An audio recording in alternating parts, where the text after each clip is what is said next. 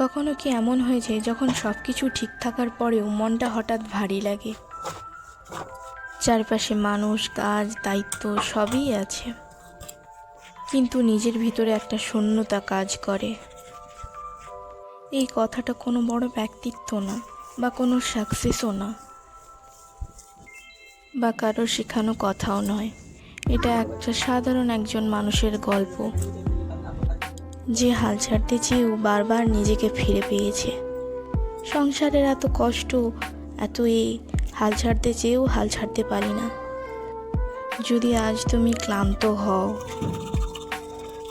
যদি মনে হয় আর পারছি না, তাহলে এই কথাটা তোমার জন্য। তুমি জানো তোমার জীবনে তুমি কেমন থাকবে, কেমনই করবে। যতই চেষ্টা করো না তুমি নিজের মতো থাকার, কিন্তু তুমি নিজের মতো থাকতে পারবে না। যেরকম রাখবে তোমাকে সেরকমই থাকতে হবে, কারণ এটা হচ্ছে অন্য জীবনে এসেছো তুমি নিজের জীবনে আর নেই।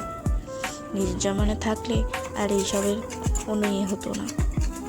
নিজের জীবনে থাকতে গেলে নিজের সব কিছু ভাবনা চিন্তা সব কিছু দূরে রেখে, সব কিছু ভেবে কথা শুনতে হবে। সবার কথা শুনে, সবার রাগ, সবার দুঃখ, সবার কষ্ট নিজেকে নিতে হবে। তবেই তুমি পারবে ভালোভাবে সংসার করতে। না হলে তুমি পারবে না।